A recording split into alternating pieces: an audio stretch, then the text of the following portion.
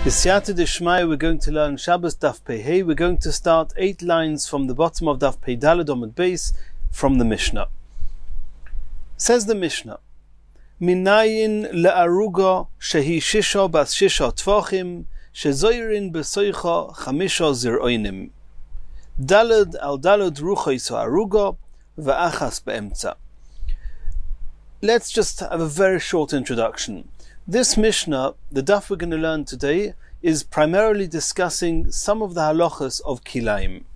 Kilayim means when two things that are not allowed to be together are put together. There's different forms of kilayim. There's kilayim of two animals not working together. There's kilayim of different threads of material not being woven or sewn together. And there's kilayim referring to vegetables that are planted in a garden, in a field. Midirabonon, one is not allowed to plant different vegetables together. What's called together? So the truth is that the main concern of the Chachomim is that they should not look intermingled. It should look that each vegetable is distinctly grown and planted in its own place. What's considered intermingled and what's considered apart? So generally speaking, if each part of each pocket of each group of vegetables if every vegetable is sown in a very distinct way, is planted in a very distinct form, direction, shape, then that it sticks out and then it's unique and it's not considered intermingled with vegetables that are grown side by side. They can't be touching each other, but they can be in reasonably close proximity, and we'll soon see exactly how far. When you don't have a very distinct way of determining the difference between the different vegetables, then the Chachomim said the distance you need between them is the amount of distance that they are not drawing nourishment from the same point of earth. And Chazal knew, and it wasn't only Chazal, it was common knowledge that a plant, it draws nourishment 1.5 tefachim from its center. From the plant, 1.5 tefachim. So if you want to have two vegetables next to each other, in order that they should not be drawing nourishment from the same point, they would have to be 3 tefachim apart. So 1.5 tefachim gap is serving nourishment to one vegetable, and the other 1.5 tefachim to the other vegetable. So if you have 3 tefachim in between one vegetable and the next, that's clearly a distinction. If you've got another form of distinction, then you don't need the 3 tefachim, and it's enough to have less of a gap. So this Mishnah says that there's a halacha that was taken for granted, and that is that if you have what's called an aruga, which is a garden patch, a patch that we're going to be speaking about, and in this patch of land, the patch is 6 tefachim by 6 tefachim square.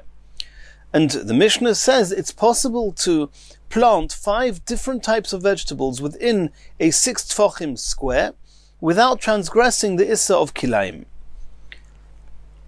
How do you do that? You can have a row of vegetables on each of the 4 sides.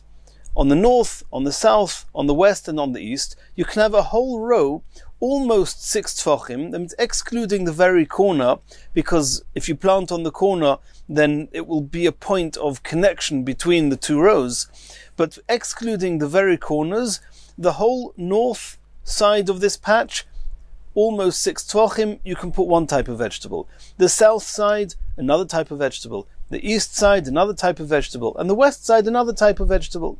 And since each one is a different direction, one is going from north to south, one's going from east to west, it's very distinct, and therefore we do not need 3 tefachim between them. As long as they're not actually touching each other on the corners, it's okay. Now, in the center of the field, in the very center of this patch, not the field, in the center of this patch, and the center of a square 6 by 6 is 3 tefachim away from each side. And therefore in the center you can put one vegetable, one seed. If you have more, then it's going to be wider. And if it's going to be wider, it's going to be too close to the sides. And since it's not a whole strip, a whole line, therefore if there's not a 3 tefachim gap between it and the rows, it will look as if it's intermingled. So that's what the Mishnah says. And the Mishnah is actually looking for a source, as with all these Mishnahs, from the beginning of the perek. The common theme with these Mishnahs is that there's a halacha, and we're actually looking for a source, or a remez, from a zeicher, from the psukim to the halachas mentioned in the Mishnah. So this Mishnah is asking, minayin, what's the source? La'aruga, for a garden patch, shehi shisha al shisha tfachim, which is a square 6 tfachim, 6 by 6. Shezoirin b'soicha, you can plant inside it, you can sow inside it. Chamisha zir'oinim, 5 different types of vegetables.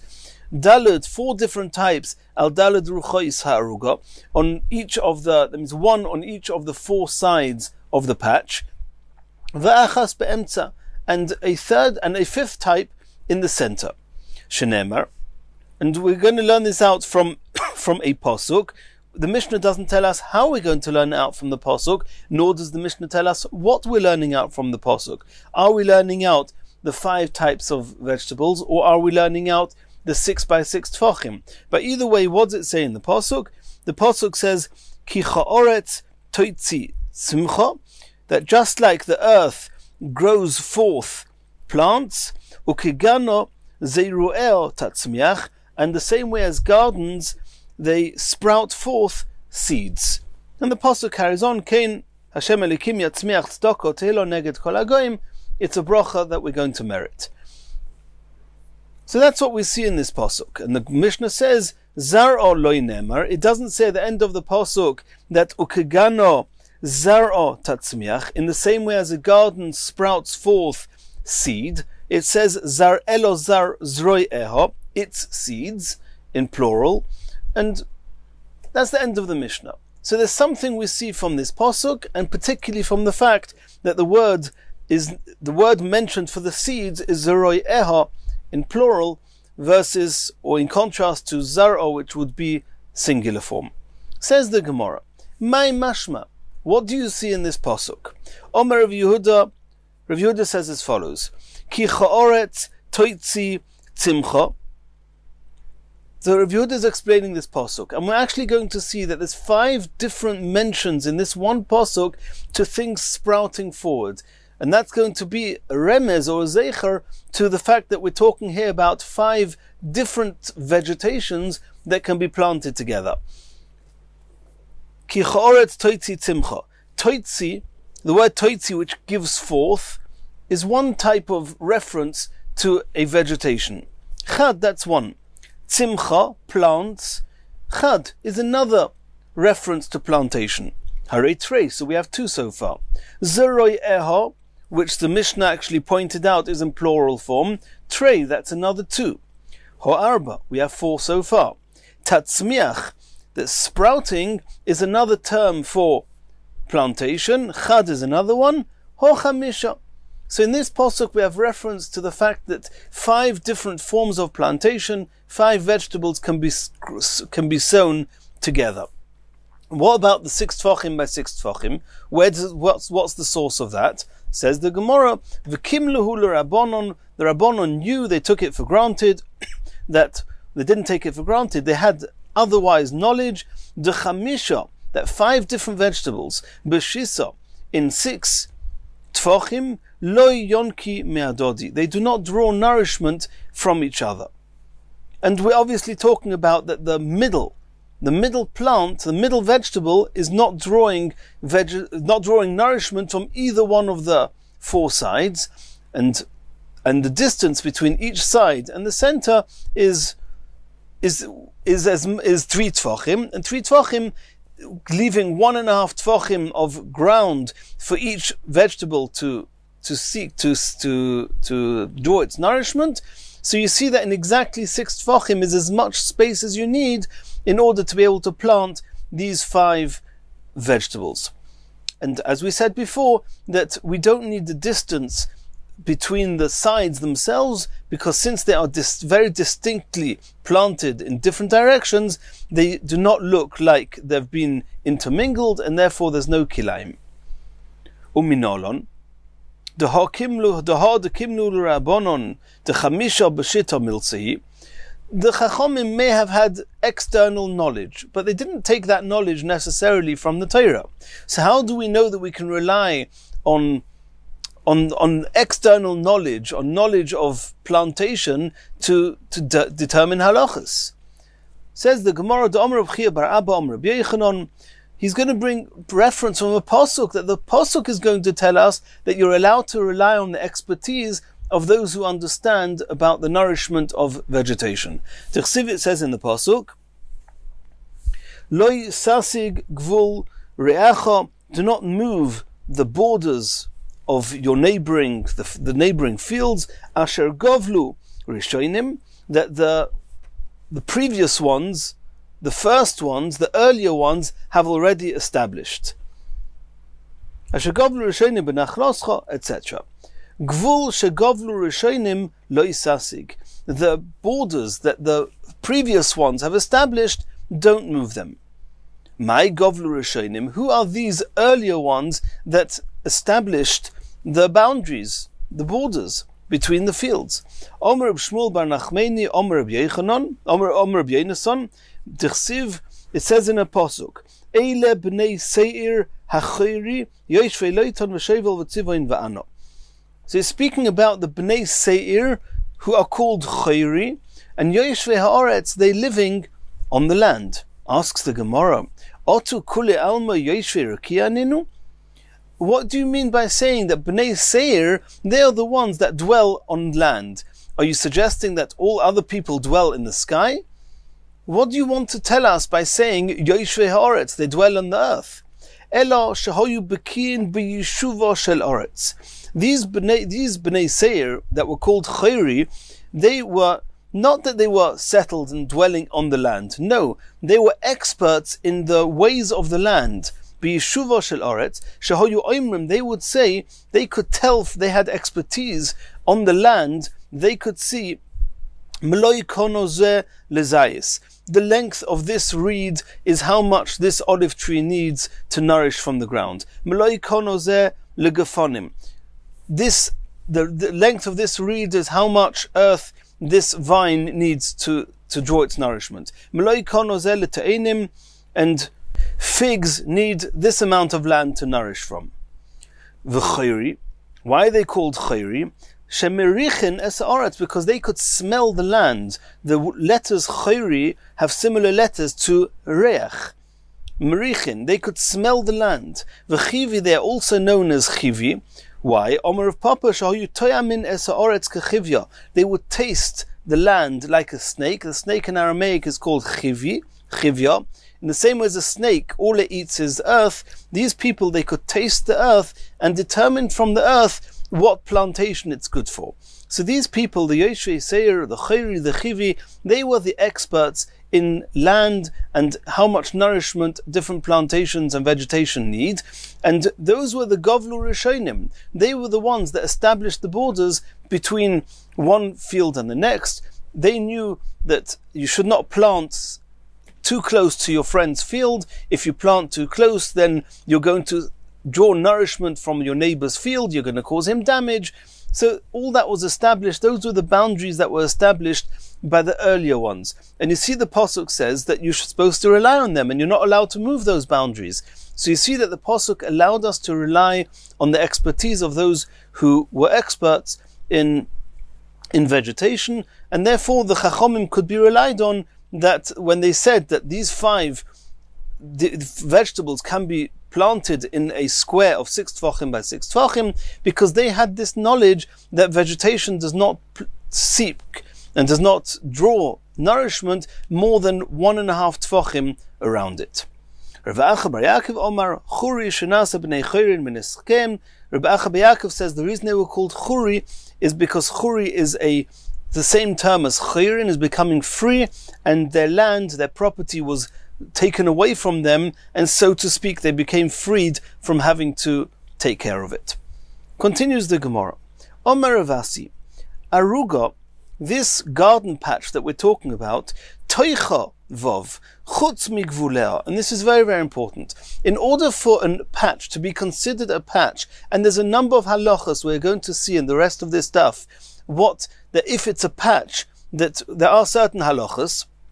It's only called a patch if the 6 tfachim by 6 tfachim is where the vegetables are actually planted, and besides for that, there's a ridge going round it, and they would walk round that ridge when they were watering the plants, so they would not have to trample on the vegetables. Tanya Namihachi, we saw this in a brisa as well. Aruga toicha shisha. When we're talking about an aruga, the inside, the part of the patch where the vegetables are actually growing, that's 6 tfachim by 6 tfachim. Gvuleo bekamo. How much is this ridge going round the aruga, which is part of the aruga? Kedetnan, as we saw in the Mishnah, Rabbi Yehuda Oimer, roichav kumaloi roichav parsa. The width of the border around the patch is the same width as the sole of a foot, a parasa, and that is a tefach. Omer Reb Zera, v'iteimer Reb Chanina bar Papa, my Talmud Reb Yehuda. What's the source of Reb Yehuda that the border around a patch which is used to stand on when watering the plants is a tefach? It says in the pasuk, v'shkisa beraglocha kigan hayorok, that, and you would water the plants with beraglocha, with your feet, kigan hayorok, in a very nice garden. So why does it say that you water the garden with your feet? Says the Gemara, ma regel tefach, in the same way as we know that the sole of a person's foot is a tefach wide, af gvul nami tefach, the border of this patch on which you stand when you water the patch is the width of a sole of a foot, which is a tefach. Continues the Gemara. And there's going to be now a machlokes that what it says in the Mishnah here, we saw in the Mishnah that you can plant 5 different types of vegetables in a patch of 6 tfachim by 6 tfachim, and around this is an extra tefach which is empty. You don't plant anything there, and they would stand on that tefach when watering the plants, the vegetables. The question is, this whole patch, where was it? Omar Rav's opinion is aruga. This patch we're talking about in the Mishnah is b'choireva shoninu, is talking about in a barren area. There's no other similar patches in close proximity to it. Which means that,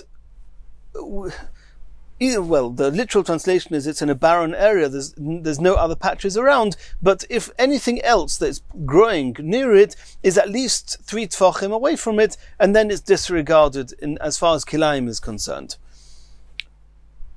Asks the Gemara, v'ha'ika mokim kronos. Now, it's a little bit complicated, and there's a big discussion in Rishonim. We're going to keep it simple. You all have a Gemara in front of you. In the Gemara, you'll see in the Rashi, there's a diagram. In the diagram, you can see 9 arugos, 9 patches, and on each one you have some plantation, some vegetation in each of the 4 corners, and in the center. Each one of these arugos is 6 tfachim by 6 tfachim. Now each aruga has a tefach around it on which they would stand. And so the space between each aruga is 2 tfachim. 2 tfachim, and because each aruga needs to have the gvul. As we said before, an aruga is inside, and every aruga needs to have a gvul, needs to have a border of a tefach. So these 9 arugos, these 9 patches, they have 2 tfachim in between each, not 3 tfachim. And so if there were 2 rows of different vegetation, line by line, next to each other, parallel to each other, 2 tfachim would not really be enough, because that's not distinct enough that they are different. It would be called intermingled. When you have one row which is horizontal, let's call it, and one that's vertical, then because they are in different directions, that is what makes it distinct. But if they are next to each other, it's not distinct enough. You would need 3 tfachim. So if you look on the diagram, you'll see that the way that we've solved that is that on each row, you only have half. Half of each row is planted, and the other half is empty. Parallel to the empty part, you've got on the next patch, you've got plantation for the next patch. The space between them from 2 tfachim, as we said before. Now, when you take a diagonal, because this half of each row of each patch, it was not completely till the halfway line sown. They planted less than that. They planted just 2.5 tfachim, which means that there was a half a tefach on each row that had nothing grown on either side of it. So if you take a diagonal between the end of half a row and the beginning of the half beyond it on the next patch, there you have approximately 3 tfachim, which is what you need between 2 different vegetations when they are not so distinct. And so in this formation, we can actually have 5 different types of vegetations in each aruga, as it says in the Mishnah, and it does not have to be in a barren place. It can be in an aruga, a patch, amongst many other patches. It could be totally surrounded by other patches and still be mutter, because there's no place here where you haven't got a very, very distinct separation. Either you have 3 tfachim from each other, or almost 3 tfachim, or you have that they are in different directions. If they're in different directions, then it doesn't matter if there's less than 3 tfachim. That was the question of the Gemara. Why do you, Rav, have to learn the Mishnah that it was only 1 patch? Why could you not learn like this, and then it can be a patch surrounded with another 8 patches? V'ha'ika mokim kronis. That's what mokim kronis means, that you can leave space on each corner to allow that there should be another patch next to it. Says the Gemara, Omri be'irav mishmei derav b'memale esakronis. Because the Mishnah is talking about where you're filling up the whole side, not 2.5 tfachim of each, 6 tfachim of each side. No, Rav assumed that the Mishnah is talking about, if you look in the diagram underneath that, you'll see that on each side, on each of the 2 parallel sides, you have a whole side going from side to side. Besides for that, and the diagram in our Gemara is a little bit of a mistake, on the other 2 sides, other 2 parallel sides, in our Gemara we see just a little plant in the middle. That's not really true according to Rashi. It could be almost the whole wall, like we saw at the beginning of the sugya. As long as there's a little bit of a gap between each side, it's sufficient. And since Rav understood that the Mishnah is talking about where you're filling up each side, in that case, it cannot be surrounded by other patches, because the patch that's going to be less than 3 tfachim away, if you have a patch 2 tfachim away, that means just beyond the border of one, you're going to have the border of the next, which means that between one and the next, between one patch and the next, you only have 2 tfachim. You cannot have 2 parallel rows of different vegetables being so close to each other. Therefore, Rav said the Mishnah must be talking about that it's in a barren place. Asks the Gemara, V'lizra me'avroi, v'loi limali, v'loi limli migavoi. Why, instead of saying that the Mishnah is talking about that you filled up a side from side to side, and then you have to say that you're in a barren area, why don't you say that we're talking about like the case we saw before, the mokim kronos, and don't fill up a whole side with vegetables, and then you can have lots of other patches next to it. V'lizra me'avroi v'loi limli migavoi. That why don't you plant beyond it, v'loi limli migavoi. That means outside of this patch you can have many more patches, and all it means is you're not going to fill up the sides of this patch, the insides of this patch. Why did you, Rav, choose to understand the Mishnah like this? Says the Gemara, Gzeira shemo yemale es akronis. If you're going to take that complicated case that we saw before, that it's an idea that you can have 9 patches in a square, as we saw before, what happens if somebody by mistake, after he does this, he continues, he doesn't just do 2.5 tfachim on one side of a patch, he continues and does a whole wall. Then now you're suddenly going to have 2 rows of different vegetations that are too close to each other, and that's osa. In order to avoid that, the Rav says we're going to just assume that a person will intentionally or by mistake fill up the whole side, and therefore we cannot allow you to do that, and therefore the Mishnah that allows you to have 5 vegetables together must be talking about a single aruga, a single patch in the garden in a barren area. Asks the Gemara, V'lo yehei elo roish tur yerek. Milo itnan hoya roish tur yerek nichnas l'teich sode achir muter mipnei shenire soif sode.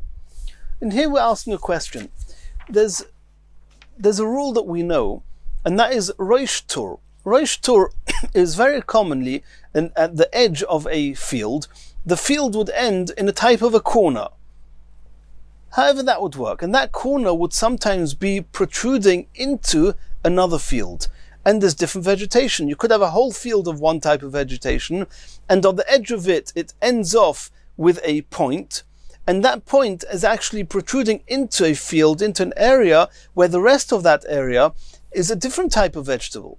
And the halacha is that since it's very, very clear that this point that's jutting out of the first field, it's clear that it belongs to the first field. It's not an intermingling in the new field, it's just jutting out. That is very, very clear. And once it's clear and it's distinct that it's not intermingled, there's no problem of kilayim. That's called roish tur.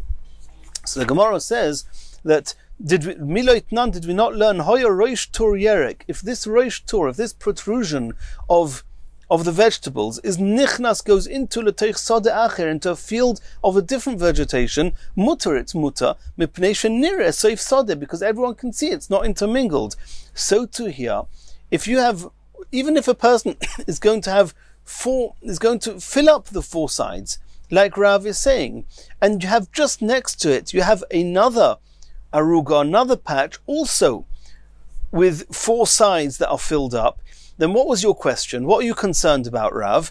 That the edge, the right-hand edge of the left-hand patch and the left-hand edge of the right-hand patch are just 2 tefachim apart, because you need a tefach for each one, which is the border. It's just 2 tefachim aside, and since they're parallel, it's not distinct, and therefore it's called intermingled, it will be osa. Says the Gemara, no. Since you can see that this is a patch, you can see it's a square, you can see that there's something planted in the middle, and there's 4 sides, and 2 tefachim later there's another patch starting. Why is that different to the roish tur, where it's distinct, it's clear that it's its own entity, it's not an intermingling?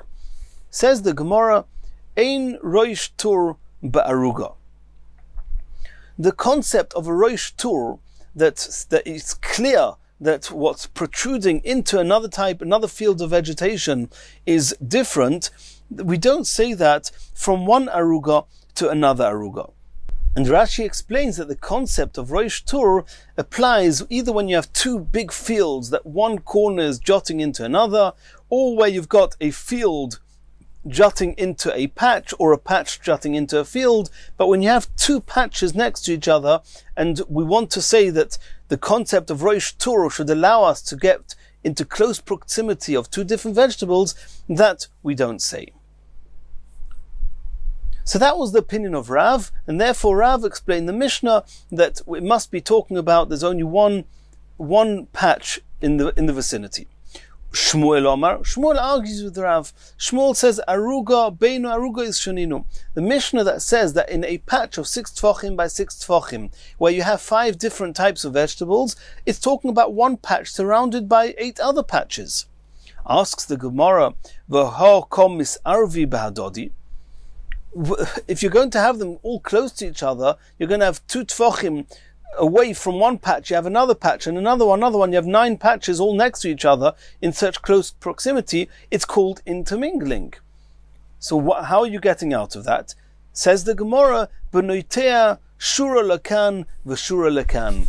What Shmuel holds of what Rav didn't hold of. Exactly that complicated case that we saw in Amud Aleph, that we asked a question that Rav should assume that Rav didn't want to. Shmuel says, no, the Mishnah is talking about exactly that type of a diagram, where on each wall, on each side of the patch, you've only planted 2.5 tefachim, and on the patch beyond it, adjacent to it, you've planted 2.5 on the other side of the wall, on the other, beyond that point in the wall, and then you never have 2 parallel lines of vegetation that are less than approximately 3 tvachim from each other that are parallel to each other. And that way you can have this patch amongst many other patches. Continues the Gemara, Omar Ula. Bo b'marova in Eretz Yisrael, they asked the following question. Hifkia telem echod al pnei kula mahu. What we've discussed till now is you have a garden patch, an aruga, and you planted one vegetable in the middle, and on each of the 4 sides you planted on each side a different vegetation, and we said that the one vegetable in the middle is 3 tvachim from each of the sides, and regarding the sides themselves, since they are distinct, they are very clearly in different directions, some going from north to south, some from west to east, therefore there's no issue of kilaim, they don't look intermingled. Now the question in Eretz Yisrael, they asked, what happens if a person dug a ditch, a tefach wide and a tefach deep, and in that ditch they planted either another type of vegetation or that 5th vegetable in the center, but it wasn't just one seed planted in the center, it was a whole tefach ditch that was planted, and it went from side to side. So regarding the 2 sides, it's in a different direction. One is going horizontally from side to side, and the other 2 are walls that are at right angles to it, so they are distinct. They're not allowed to be touching. There has to be a little bit of a gap, but that's okay. The problem is that the northern edge and the southern edge are 6 tvachim aside. So till now we said put one vegetable in the center, and there's 3 tvachim from the northern vegetation to the middle, and from the middle to the south. But if we have now a ditch of a full tefach wide filled with vegetables, then there's no way in the world there's going to be 3 whole tvachim between this ditch and either the north edge or the left or the south edge. Because once you've taken away a whole tefach for this vegetation, you're only left with 5 tvachim, and you have vegetation on the north and vegetation on the south, you don't have 3 tvachim in between them. The question is, do we say that since it's in a ditch, that in its own right is considered, even though they are both horizontal, all 3 of them are parallel to each other, but since it's in a ditch, it's distinct enough, doesn't look intermingled, and therefore it will not be called kilaim? Or do we say no, it doesn't matter the fact that it's in a ditch, it's as if it's not in a ditch, and then you've got 3 parallel rows without the 3 tvachim in between each one, and that's going to be an issue. That was the question they asked in Eretz Yisrael. And there's a machlokus, Omer of Sheishes, Ba Irvuv Ubitel Es Ashura. The fact that it looks intermingled overrides the fact that it's a ditch that's burrowed in, and therefore it will be osa. Rav Asi, or others say Rav Ashi Omar, he's makel, he says, Ein Iruvoi Mevatel Es Ashura. The fact that the row itself is very distinct, therefore the fact that it looks somewhat intermingled, it does not override that, and the fact that it's a ditch of a tefach, it makes it distinct and it's mutter. Eisvei Ravina le Rav Ashi. Ravina asked Rav Ashi the following question. You, Rav Ashi, you were makel. You said the fact that it's a ditch, that's what makes it mutter, and we don't worry about the fact that it looks intermingled. He's asking a question. We learned in a brisa, Hanotea shtei shurois shel kishuin. If somebody planted 2 rows of melons, shtei shurois shel dluin, and next to it 2 rows of dluin of squash, shtei shurois shel pul, and another 2 rows of beans, pul hamitzri, mutter, it's mutter. The fact that it's 2 rows and each one is a separate vegetation, it's very distinct and there's no issue of kilaim. Shura achas shel kishuin. If there's 1 row of kishuin, of melon, a shura achas shel duluin, and 1 row of squash, v'shura achas shel pula mitzri, and 1 row of the beans of Mitzrayim, also it's called kilaim. And over here we're talking about 3 single rows. We're not talking about 2 rows. We're talking about 1 row in the north, 1 row in the center in a ditch, and 1 row further down on the south. So why should that be mutter if the Brisa says it's asa? And the Ritva explains that between each of these shuros that this Brisa is talking about, there's actually a telem, there's a ditch. And the question is, does the fact that there's a ditch take away from intermingling? And we saw here clearly that if there's 2 rows and then 2 rows and then 2 rows, and Rashi says this is talking about in a big field. This is not talking about in a garden patch, in an aruga. In a big field, if you have 2 rows with a ditch and then 2 rows a ditch and then 2 rows, then the fact that it's 2 rows, it's very distinct. However, when you have a single row, even though there's a ditch between them, then it's the fact that it's intermingled, it does away, it doesn't help the fact that there's a furrow, a ditch in the middle. So if so, it's a question on what Rav Asi says. How can you say ein iruvay mevatel es ashura? The fact that it looks intermingled does not take away from the fact that there's a ditch, and it will be mutter. We saw over there clearly that if there's single rows, then the fact there's a ditch doesn't help. I think that's how I understand between Rashi and the Ritva. It's not so clear, but that's what I think is the pshat in the Gemara. It says the Gemara, no, I'll answer you. Shani hocha deika sharocha. In the case of the kishuin, the diluin, and the pull, that deika sharcha, there's entanglement there. The leaves are very wide, and there they are particularly prone to look entangled, and therefore they're more machmir. But with regular vegetables, that they do not look so entangled with each other, in that case, if it's in a tail, if it's in a telem, then according to Rav Asi, it will be mutter. Continues the Gemara. Omer of Kahana, Omer Rabbi Yochanan. It was said in the name of Rabbi Yochanan. If somebody has a whole garden and he wants to fill up his whole garden with different vegetables, how can he do it? Oise aruga shisha al shisha. He makes a patch. He starts with a patch, and he makes it 6 tefachim by 6 tefachim, as we've seen till now. And obviously, around it, he's going to have half a tefach. He's going to have a full tefach all the way around. That's the gvul. We'll get to that soon. But the aruga itself of 6 tefachim, v'oigil bo chamisha. And he makes a circle with a diameter of 5 tefachim in the center.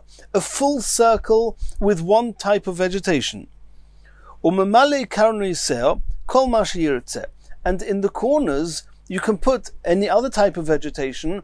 And since in the center it's a full circle, it's very clearly and distinct that it's not the same as what you're planting in the corners.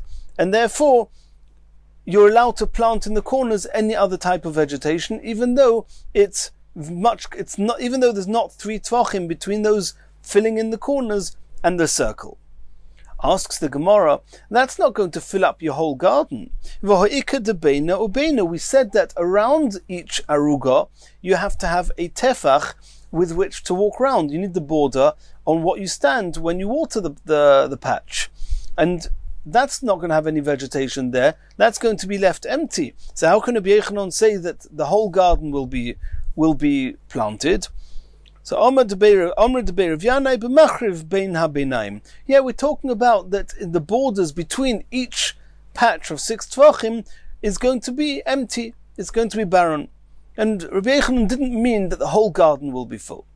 Rav Ashi Omar. Rav Ashi argues with Debeir of Yanai and says Im hoyuz ruin shesi zayron erev zayron shesi. Umemale karnei seo kol ma sheyirtzeh. If you have a patch of 6 tefachim and you've made a circle of 5 tefachim, then you have half a tefach on each side that's still barren. That's besides for the boundaries, besides for the gvul. So what do? So each side, the half a tefach left on each edge of this square, that's called karnei seo. Umemale karnei seo kol ma sheyirtzeh. You can put any vegetation there, and even though it's going to be adjacent to the edges of the circle inside, since it's extremely distinct, that here you've got a full circle of one vegetation, and on each edge you've got another type of vegetation, that it's not called intermingled. Asks the Gemara, that's all very good. You've filled up almost your whole field. All you've left empty is between the circles and the corners, you've got a little bit of empty space. that's okay, but more or less you filled it all up. But the Gemara says, V'ha'ika de beini beini. Between each patch of 6 tefachim, you have 2 tefachim, 1 tefach for each patch, which is the gvul, which is left empty. So you haven't filled up your garden with vegetation if you have to leave 2 tefachim empty between every 6 tefachim patch. Omri de Be'er V'yaneh says, you're right, b'machriv bein ha-beinayim, that the edges between each patch and the next is going to be empty, is going to be barren, and that's fine. Rabbi Yochanan just meant that you've made the most use of every 6 tefachim patch. Rav Ashi Omar, Rav Ashi says, Im hoyu zruin shesi zoiron erev zoiron shesi. If the edge, let's call it, if there's one edge is going, if the way that the edge of one patch was planted horizontally, then in the 2 tefachim between this patch and the next patch, you can plant little rows vertically. And if the edge was planted vertically, then you can plant and the 2 tefachim in between, you plant them horizontally. And since the direction of the plants, the direction of the rows are distinctly different between the rows that are going round the circle and the rows that are between each patch, since they are very distinct, they do not look entangled, and therefore it's mutter.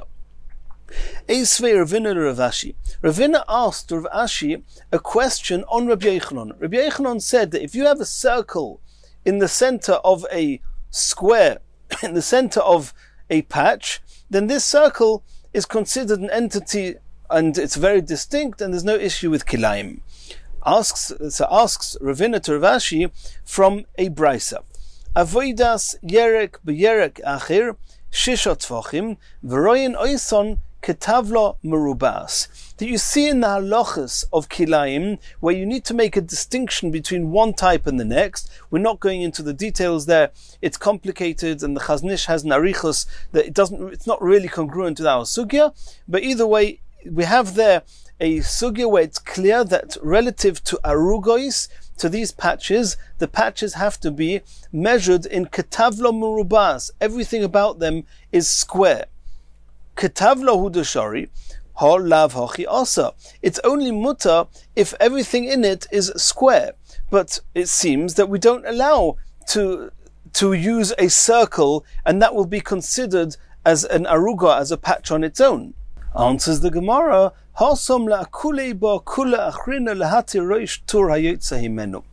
the truth is that as far as we're concerned here as to whether it's distinct enough to be called that there's no kilayim relative to the vegetables that are planted around it, of course Rabbi Yochanan is right that even though it's round, it's distinct and it's okay. This that we saw there, that we only consider a plantation that is planted in squares and not rounded, that was only because we want to use another kula. Over there, the square that we're talking about there is regarding the Rosh Tur. We mentioned earlier on that when you had one type of vegetation that ended off with a corner, and that corner got very close or even entered into the boundaries of another field that had a different vegetation, since it's extremely clear that this is a corner of a different vegetation, it does not look intermingled, it looks distinct, and therefore there's no issue with kilayim. And in order to have that kula, that leniency, that the fact that it's a corner and that tells us it belongs to this field and not to that field, that needs to be a corner. If it's rounded, that would not be enough of a distinction. So in order to have that kula, that leniency of being able to be very close to a different field of different vegetation and still to be called that it's mutter in the halachas of Rosh Tur, for that it needs to be planted in square and not rounded. But besides for that, regarding this aruga, this patch that we're talking about here, if it's rounded in the middle, it's distinct enough that it's not called kilayim relative to the vegetables that are planted around it in the square, boxing off this circle. And in Mirz Hashem, in the next shir, we're going to continue from here.